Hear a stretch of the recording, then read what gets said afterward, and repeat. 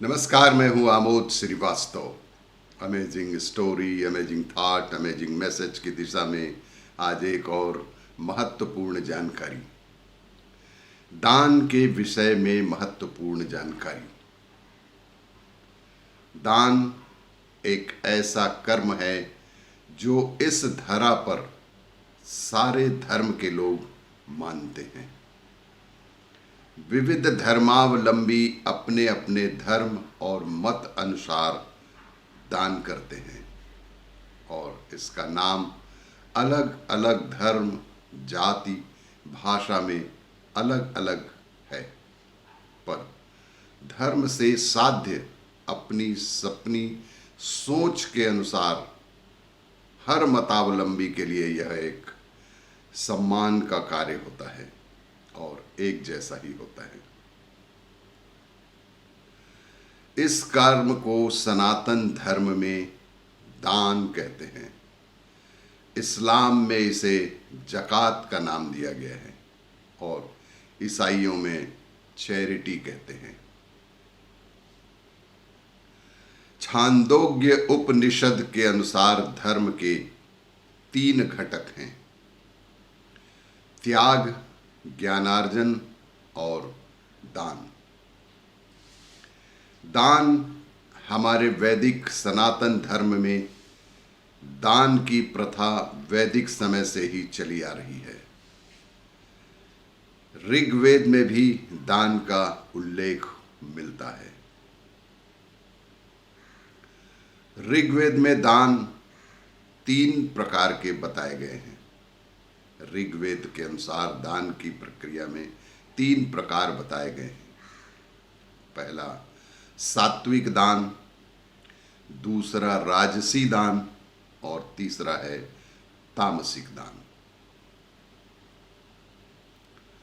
सात्विक दान शुभ समय, तीर्थ स्थल और वेदज्ञ को बिना किसी अभिलाषा और आकांक्षा के दिया हुआ दान सात्विक कहलाता है।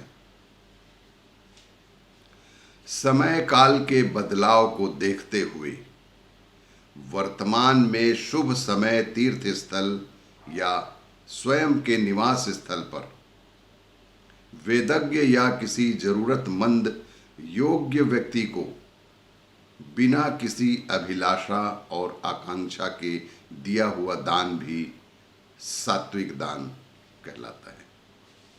इसी तरह राजसिक दान, राजसिक दान किसी कारण अपनी दुविधाओं को टालने के लिए, किसी कारण अपनी दुविधाओं को टालने के लिए कुछ पाने की चाह में किया हुआ दान, या फिर नाम के लिए या जग दिखावे के लिए किया हुआ दान, चाहे किसी को भी दिया गया हो, वह राजसिक दान की श्रेणी में आता है। उसे राजसिक दान कहा जाता है।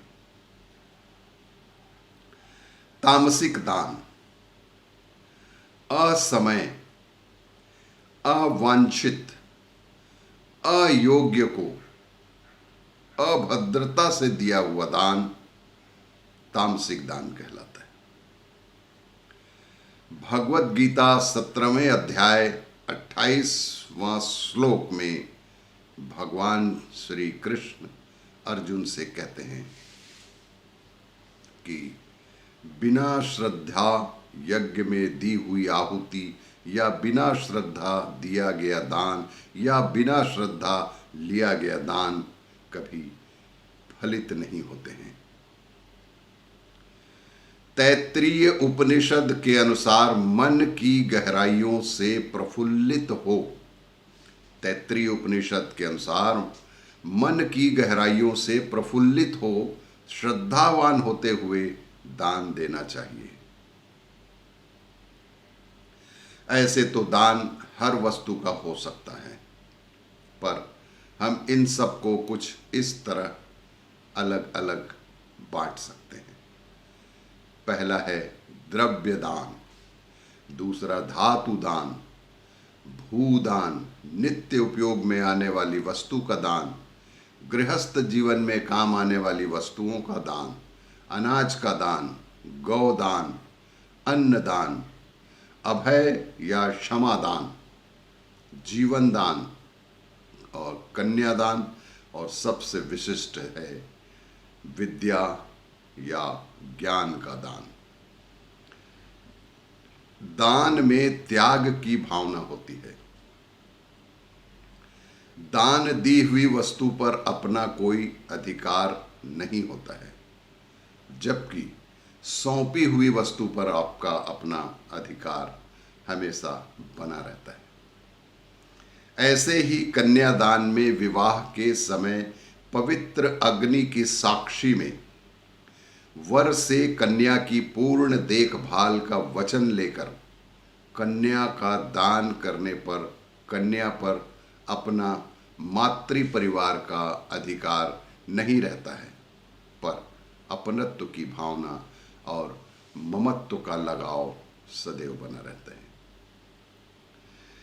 दूसरे दानों में दान लेने वाले और दान देने वाले के दान लेने और देने के बाद कोई संबंध, कोई व्यवहार नहीं रहता है, पर कन्यादान में कन्यादान के पश्चात दोनों परिवारों में और कन्या की अगली 2 पीढ़ियों तक संबंध बना रहता है।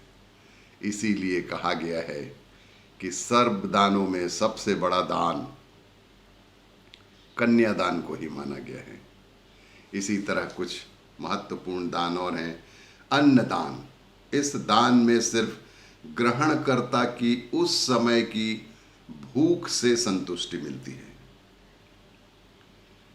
अभय या क्षमा दान, इस दान में दान ग्रहण करता शांति पूर्वक बिना किसी भय, संकोच और ग्लानि के जी सकता है, पर यही दान देना सबसे कठिन है।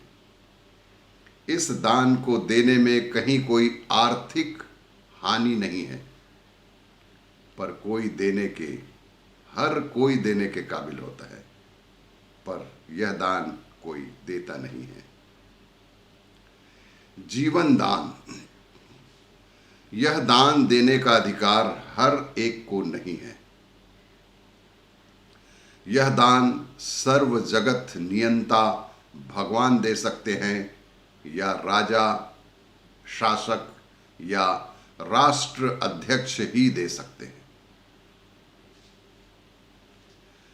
कन्यादान, इस संसार चक्र के चलने के लिए यह दान अति महत्वपूर्ण है।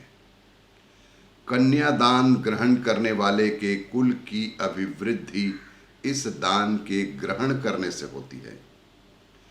2 कुलों के सम्मान का प्रतीक यह दान है।